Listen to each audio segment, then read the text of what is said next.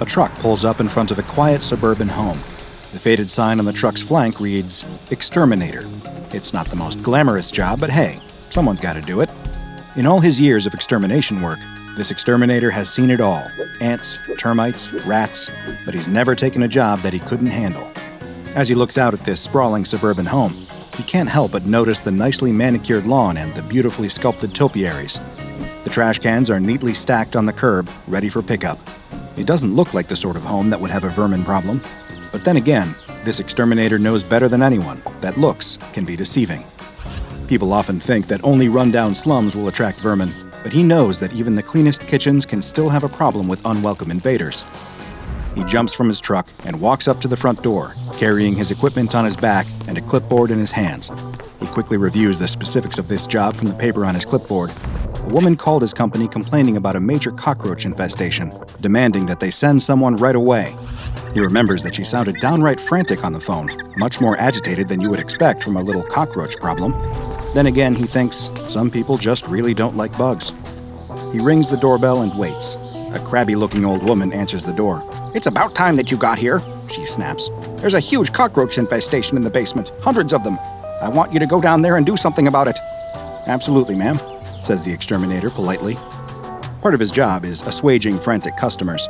He's used to this sort of thing.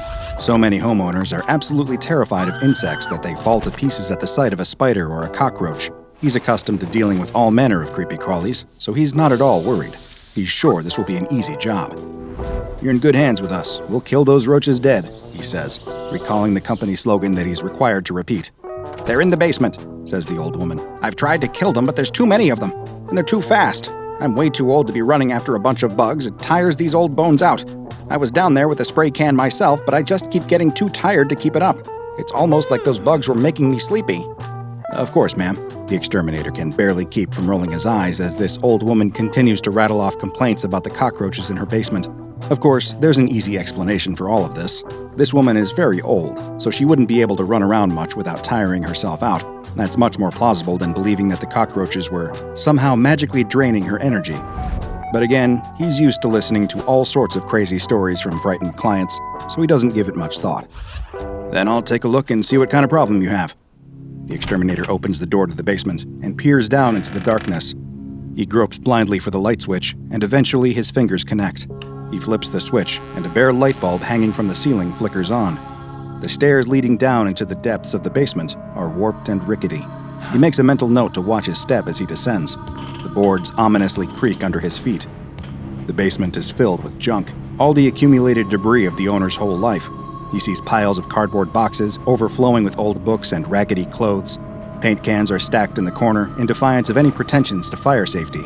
The boiler rattles and wheezes. It sounds like it might need to be replaced fairly soon. The air smells damp and musty, and he wonders if the old woman has ever cleaned this basement. Looking at this mess, it's no wonder that she would have a problem with cockroaches.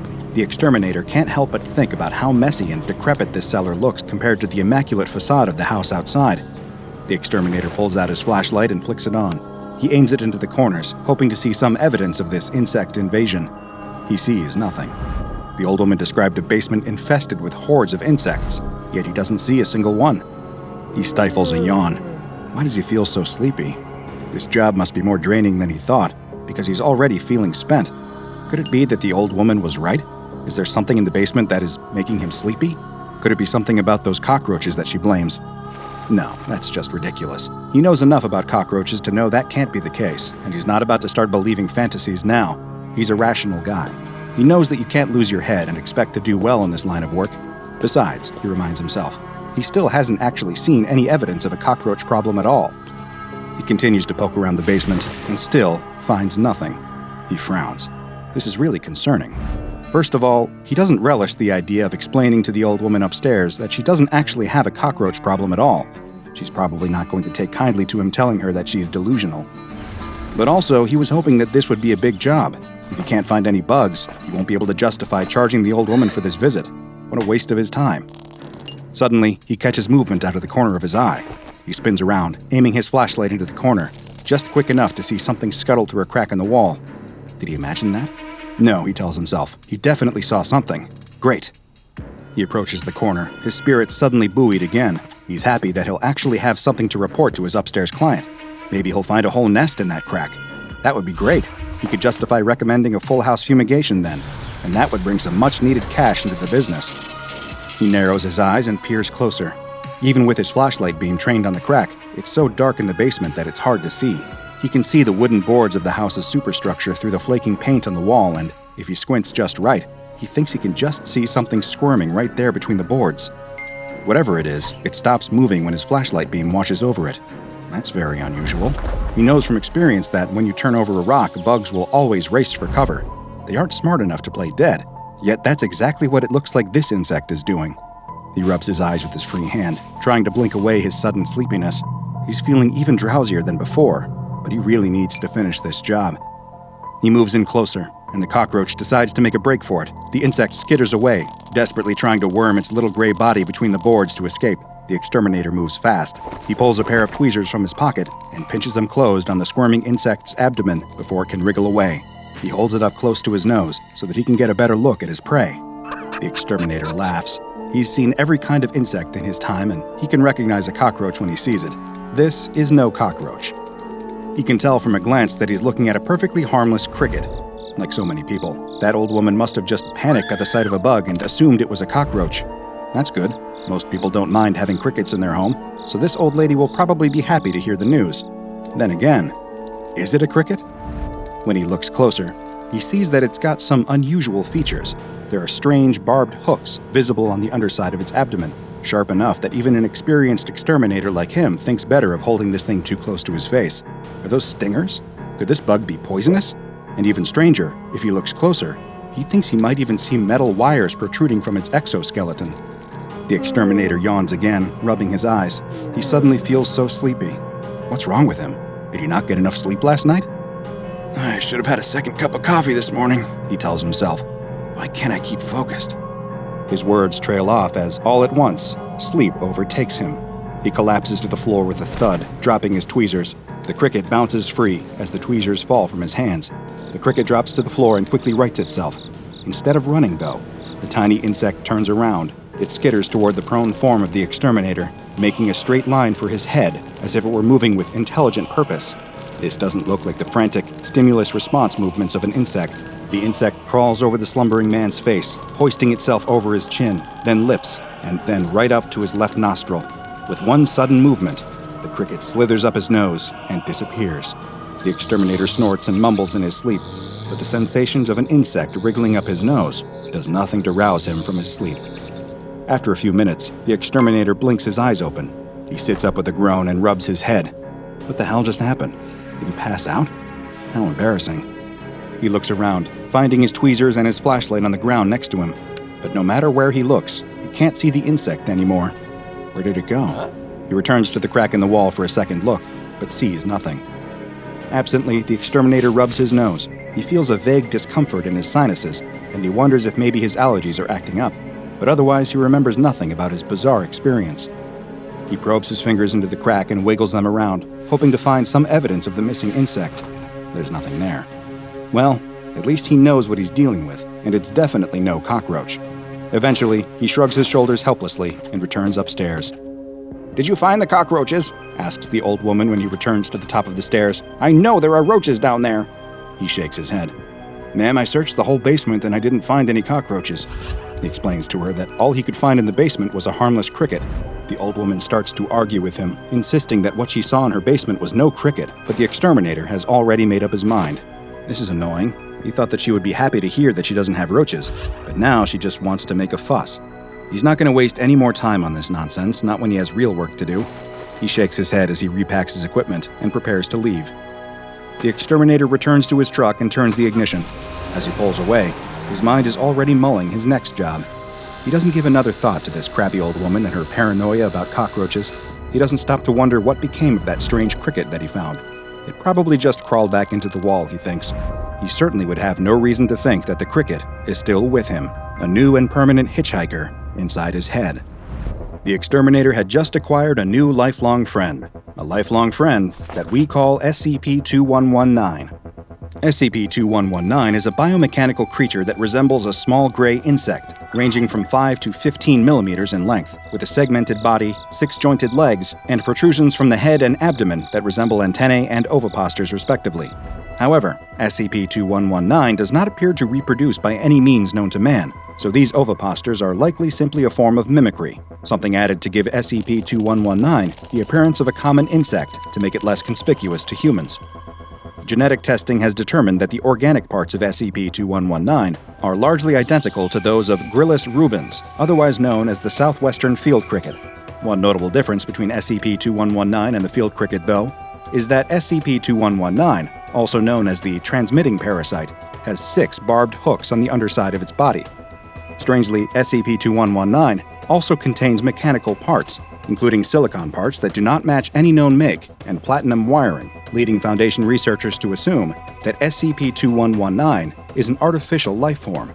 At this moment, who made SCP-2119 and why remains a mystery. In many ways, SCP-2119 not only looks like a normal insect, but also acts like one. It apparently possesses extremely rudimentary self-awareness and intelligence comparable to that of its insect brethren, being able to sense potential hosts or detect danger. It displays many normal self-preservation instincts common to insect life. If discovered by a conscious human, it will flee or hide, but it does possess one self-defense measure that no normal insect does. Any human who comes into the proximity of SCP-2119 will start to feel drowsy, eventually succumbing to unconsciousness within 3 to 8 minutes. Once a human subject is unconscious, SCP-2119 will enter their head, either through the nostrils or the ear canal, and eventually make its way to the subject's brain, where it will use its barbed hooks to attach itself to the corpus callosum, which are the nerve fibers that permit communication between the left and right side of the brain. The human subject will gradually wake up with no memory of the event. After waking, the subject will return to their normal routine and continue living just as if they were unaffected. It does not appear that infection with the transmitting parasite causes any physical, mental, or psychological damage to hosts or impairs their daily lives in any way. All attempts to physically remove SCP-2119 from a host's brain have so far resulted in the death of the host, as SCP-2119 appears to have some way of halting a host's brain activity when it's threatened. Once a host is dead, SCP-2119 will exit the host's head, again either via the nostrils or ear canal, when it determines that no other humans are in the area. Once SCP-2119 has taken up residence in a host's brain, it will start broadcasting a 514.1875 MHz radio signal with a range of approximately 3 kilometers, consisting of a tone lasting 0.05 seconds at 2-second intervals, possibly with the intent of locating other infected human hosts. Once a connection has been established, specimens will transmit a continuous stream of tones of variable lengths between instances, ranging from 70 Hz to 1,305 Hz, with wavelengths ranging from 480 centimeters to 25 centimeters. Foundation personnel have so far been unable to discern any pattern in the signal, so it is unknown if it is a form of communication or simply random. Most insidious of all, SCP-2119 seems able to spontaneously manifest inside human brains without entering through the ear or nose. Humans coming into the proximity of an infected host have a 14% chance of spontaneously manifesting an instance of SCP-2119 in their own brains. Since SCP-2119 has no visible means of reproduction, exactly how it does this continues to baffle Foundation scientists. SCP-2119 specimens are stored individually in hermetically sealed tanks composed of RF-shielded glass and only removed for testing. Tests are to be conducted in hermetically sealed chambers composed of steel-reinforced concrete walls to block SCP-2119's radio transmissions. All personnel handling specimens of SCP-2119 are required to wear Level 3 hazardous material suits to protect them from infection. SCP-2119 was recently updated from the Euclid to Keter designation after a peculiar incident where all known hosts suddenly ceased all movement, respiration, and brain activity, effectively dying. After 7 minutes and 12 seconds, the subjects revived with no ill effects from their apparent deaths and no memory of the incident. During the 7-minute interval, though, the transmitting parasites ceased broadcasting their usual static noises and instead broadcast what appears to have been a casual workplace conversation between 2 technicians working for whatever entity manufactures SCP-2119. All subjects infected with SCP-2119 began to emit a strange scraping noise from their throats, which agents later determined was the sound of a chair being dragged across concrete. After this, Subjects broadcast a conversation between two technicians who appeared to be oblivious to the fact that their words were being transmitted. During this conversation, the two technicians complained about a person named Reich, whom the Foundation assumes might be their supervisor, and afterwards, one of the two was heard asking for and then drinking a can of Coca-Cola. The broadcast abruptly ended when one of the two technicians suddenly noticed that they were live and cut the feed. The name Reich is so far the Foundation's only clue as to who or what is manufacturing SCP-2119, but so far all investigations into determining Reich's identity have been unsuccessful. It is currently impossible to estimate how many people in the general population are infected with SCP-2119, but considering how contagious the parasite is, it is thought to be extremely widespread. Without any known means of deactivating SCP-2119 without killing its host, containment of SCP-2119 is impossible. Who knows? You might already be infected yourself. It's not as if you would notice. Now go and watch another entry from the files of DrBob, like SCP-5172, the Body Harvester, for another tale of a creepy crawly that likes to get inside human brains. And make sure you subscribe and turn on notifications so you don't miss a single anomaly as we delve further and further into the SCP Foundation's classified archives.